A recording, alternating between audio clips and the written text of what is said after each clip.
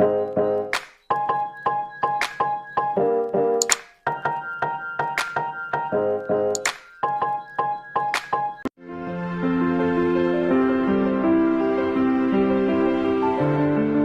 dalam buku sejarah Raja-Raja Jawa, Sejarah Kehidupan Keraton dan Perkembangannya di Jawa tahun 2007, menyebut bahwa jasa besar Tribuana Wijaya Tunggadewi adalah meletakkan dasar-dasar politik kenegaraan Majapahit.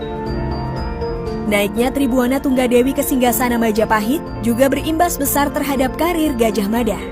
Sosok perwira muda ini langsung melejit berkat jasa-jasanya mengamankan negara, termasuk menyelesaikan pemberontakan Sadeng dan Keta yang masih menjadi bagian dari dampak kepemimpinan Jaya Negara.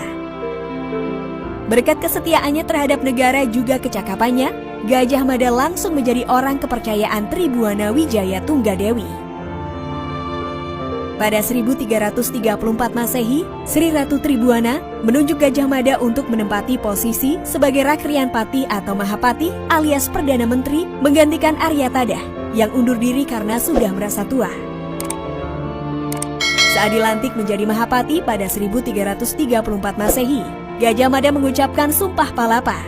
Ia berikrar pantang merasakan kenikmatan duniawi sebelum berhasil mempersatukan Nusantara di bawah naungan Majapahit. Era Tribuana Wijaya Tunggadewi memang merupakan masa di mana Majapahit mulai melebarkan sayapnya hingga keluar Jawa. Tahun 1343 Masehi misalnya, seperti dinukil dari buku Sejarah Kebudayaan Bali tahun 1998 yang disusun Supratikno Raharjo dan kawan-kawan, Kerajaan Majapahit menaklukkan Bali.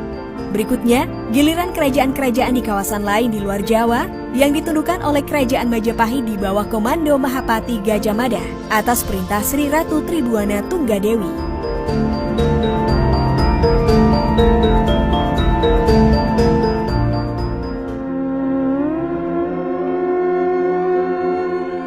Kerajaan Majapahit sebenarnya sedang menuju kegemilangan ketika Tribuana Wijaya Tunggadewi memutuskan lengser pada 1350 Masehi. Keputusan tersebut diambil seiring wafatnya sang ibunda Gayatri. Bagi Sri Ratu Tribuana, singgasana Majapahit sebenarnya adalah hak sang ibunda yang memberinya mandat untuk menjadi pemimpin. Maka itu, setelah Gayatri tiada, Tribuana Tunggadewi menganggap bahwa amanat itu telah ditunaikannya. Tahta Majapahit selanjutnya diserahkan kepada putra mahkota Hayam Wuruk, anak Tribuana Tunggadewi dari pernikahannya dengan Pangeran Cakradara atau Kertawardhana, bangsawan keturunan Singasari. Setelah lengser ke Prabon, Tribuana Tunggadewi kemudian menempati posisi sebagai salah satu anggota Sabta Prabu, semacam Dewan Pertimbangan Agung atau Dewan Penasihat Raja yang beranggotakan keluarga kerajaan. Hayam Wuruk ditabalkan sebagai Raja keempat Majapahit dengan gelar Sri Rajasa Negara tahun 1350 sampai 1389 Masehi. Dengan bimbingan Tribuana Wijaya Tunggadewi dan Mahapati Gajah Mada, Raja muda ini membawa Majapahit mencapai masa kejayaan, termasuk mewujudkan misi menyatukan Nusantara. Dikutip dari Nino Oktorino dalam Hikayat Majapahit, Kebangkitan dan Keruntuhan Kerajaan Terbesar di Nusantara tahun 2020. Tidak diketahui secara pasti kapan tepatnya Tribuana Wijaya Tunggadewi meninggal dunia. Kita para raton hanya memberitakan bahwa mantan Ratu Majapahit itu wafat setelah pengangkatan Gajah Enggon sebagai pati pada 1371 Masehi.